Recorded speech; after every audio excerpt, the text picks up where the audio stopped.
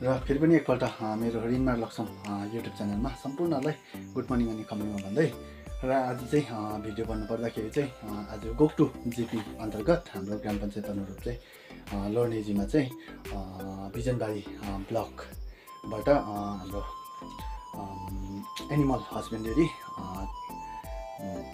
ARD department अनुरूप चाहिँ एउटा सम्पूर्ण ग्रामवासीलाई गोकटु ग्रामवासीलाई लिएर एउटा मिटिङ साथै प्रशिक्षण आयोजना गरेको छ पशुपालन विषय लिएर र सो मिटिङ साथै ट्रेनिङमा जानुको लागि चाहिँ म एकदमै रेडी भइसकेको छु र जहाँसम्म तपाईँले मेरो भिडियोलाई अन्तिमसम्म हेरेर तपाईँहरूले साथ दिनुहुन्छ होला र भन्दा भन्दै तपाईँहरू जो जतिजना पनि मेरो युट्युब च्यानलमा नयाँ हुनुहुन्छ भनेदेखिलाई चाहिँ तपाईँहरूले रिनमा लक्ष्म सर्च गरेर युट्युबमा गएर सर्च गरेर चाहिँ सब्सक्राइब गर्नु चाहिँ नबिर्सिनुहोस् ल।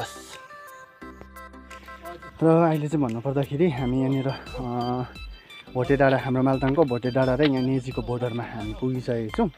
यो उता देख्दै गरेको चाहिँ बुदाङ हो, सिक्किम हो, अनि यता चाहिँ सोरेङहरू छ, दरमदेन चाहिँ उता हो र यहाँ हामी भोटे डाँडामा छौँ। र अहिले मिटिङ ट्रेनिङमा जाँदै गर्दा चाहिँ यहाँ बाटोमा हाम्रो गाउँकै हाम्रो मालताङ गाउँकै हाम्रो मामा दादाहरू पनि भेट भयो कि दा के भन्नु चाहनुहुन्छ अहिले दिन त है एकदम ल सबैलाई नमस्कार है भाइको यो च्यानललाई तपाईँले हेरिदिनुहोस् अनि कमेन्ट्स अनि सब्सक्राइब पनि गरिदिनुहोस्।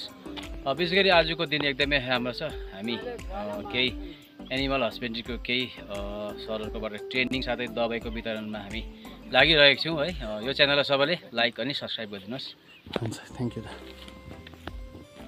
र अहिले हाम्रो दादा हुनुहुन्थ्यो हाम्रो गोकटु जिपी अन्तर्गत हाम्रो मालताङ वार्ड नम्बर 4 को चाहिँ दादा चाहिँ हाम्रो बिएलओ हुनुहुन्छ। हाम्रो आइडीको विषयमा चाहिँ उहाँले गरिदिनुहुन्छ सबै कुरो र उहाँबाट सबै कुरो जानकारी पाइयो। र यो गाउँ चाहिँ भन्नुपर्दा हाम्रो मालताङ गाउँ हो प्लस र हेर्दै गर्नु होला तपाईँहरू भिडियो।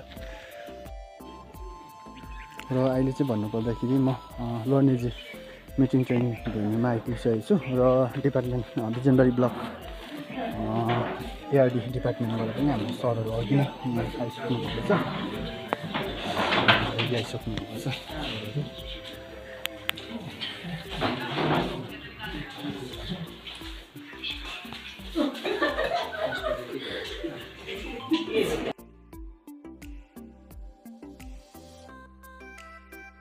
के छ भने हामीले एफपिसी भनेको चाहिँ तपाईँहरूले सुन्नुभएको होला, एग्रिकल्चरको एग्रिकल्चरको फार्मर प्रोड्युसर कम्पनी भनेर सुन्नुभएको।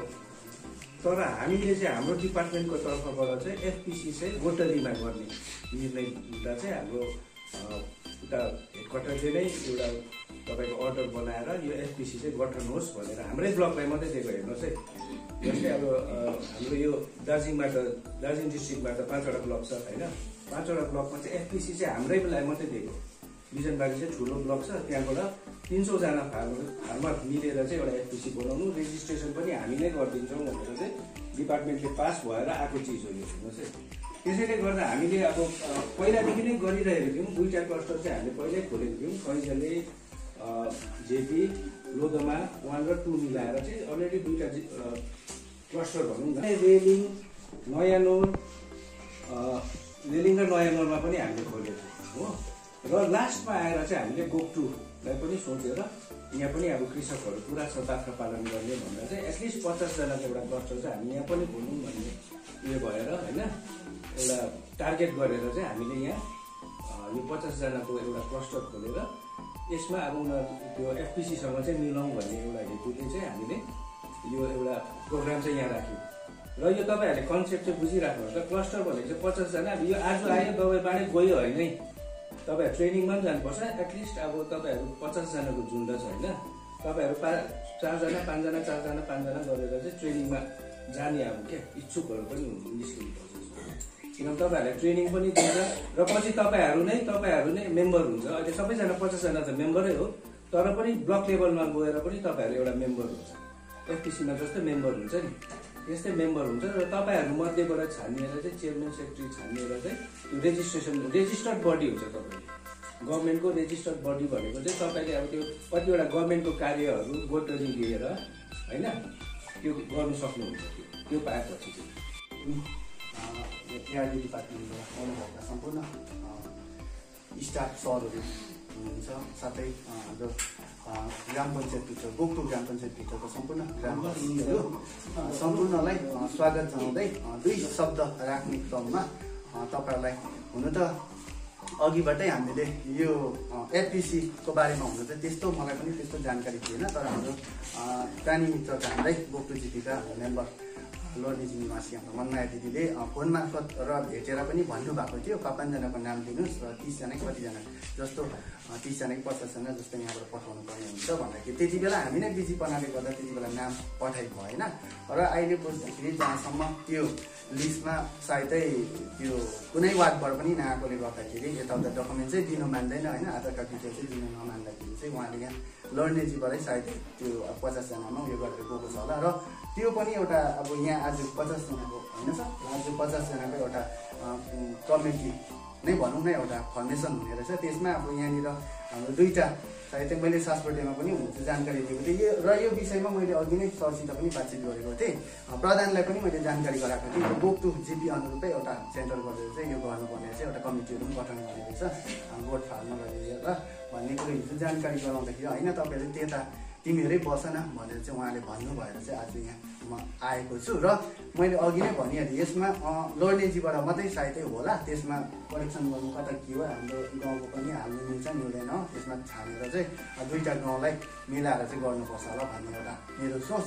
र अर्को चाहिँ म के भन्न चाहन्छु भन्दाखेरि यो एकदमै एफपिसी भन्नाले एउटा एकदमै राम्रो लाग्यो हो। अब हामीलाई कति कुरो थाहा थिएन, हुनु त एग्रिकल्चरसित पनि म ट्यागमा बसेर कति कुरो अघिदेखि नै काम कुरो गरिरहेको छु मैले सोसियल काम, तर मलाई पनि त्यस्तो थाहा थिएन र यो एकदमै राम्रो लाग्यो होइन। त्यही हो अब हाम्रो अब बस्ती इलाकातिर हाम्रो यो गोकटु जिपी पनि एउटा कृषि योग्य एउटा पशुपालनलाई भयो यो खेतीपातीलाई भयो सबै कुरोमा यो हुने जग्गा नै हो। त्यसले गर्दाखेरि यहाँनिर धेरै मात्रामा अब वस्तु भाउ यता पनि कति कुरो मार्केटिङदेखि लगेर हरेक कुरोको असुविधा भइरहेको थियो र भोलिको दिनमा गएर मलाई यो एकदमै आशा पनि छु र यो हुन्छ पनि जस्तो लाग्यो। यो एफपिसी कमिटीबाट अघि यहाँ सरले पनि भनिसक्नु भयो, त्यसबाट पनि फेरि 5जना यता ब्लक लेभलमा जाने रहेछ र त्यो 5जना पनि एक्टिभ चुन्नुपर्ने छ। र यही भित्रबाट हामीले अझै यहाँनिर कतिजना अब आज 50जना नै नहोला, त्यसमा को अब गाउँको यताउता हामी सरसल्लाह गरेर त्यसमा पनि उयो गरेर एड गरौँ होइन। त्यो हामी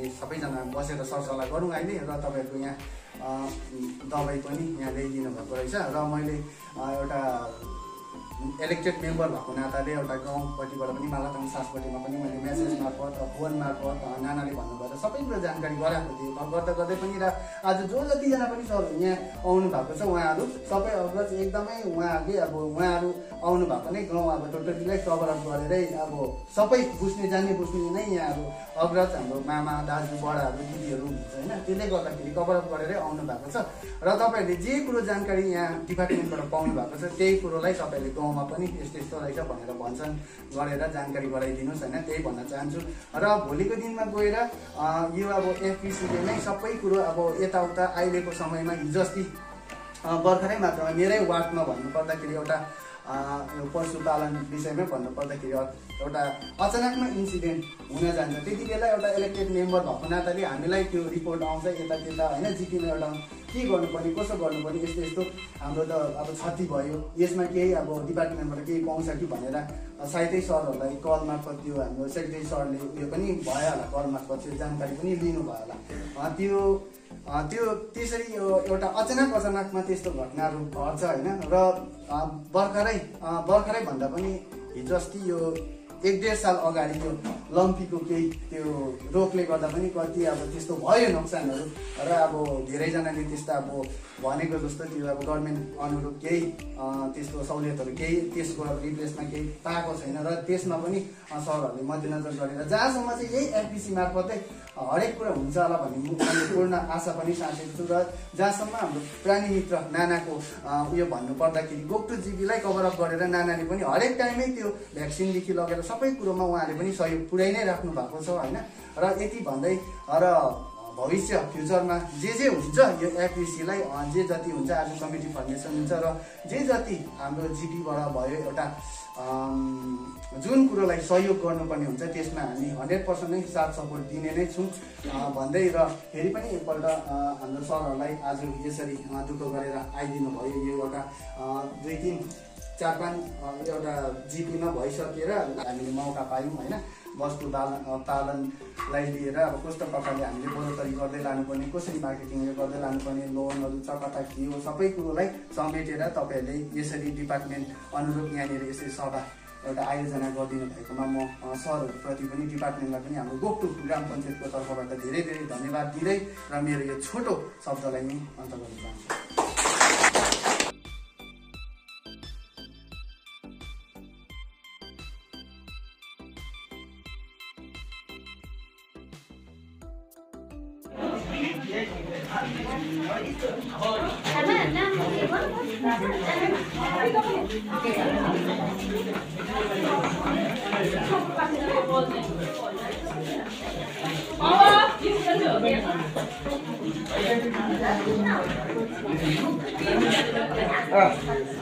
आउनु अरे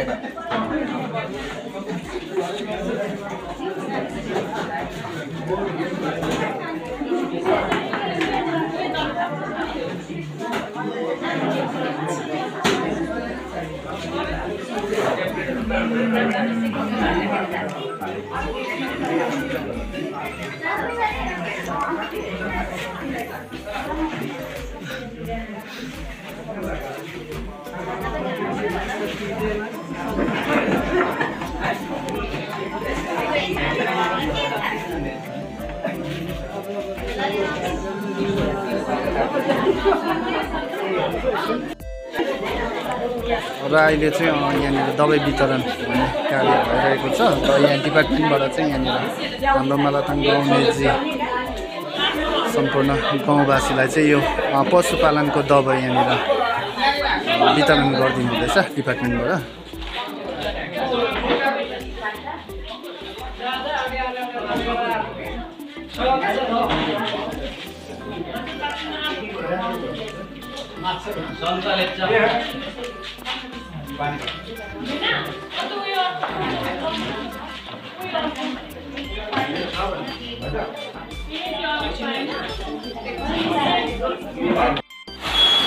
र अहिले चाहिँ भन्नुपर्दाखेरि आजको मिटिङ सकेर पनि हामी हाम्रो गाउँ मालाताङ पेमाकलामा पुगिसकेको छौँ र दिन पनि शीतल भयो, पानी एकैछिनमा अचानक परिदिएर र आजको भिडियोलाई चाहिँ तपाईँको साथमा यतिमै राख्न चाहन्छु र फेरि पनि यस्तै भिडियोहरू लिएर मेरो च्यानलमा आउने कोसिस गर्नेछु र आजको लागि चाहिँ यति नै ल।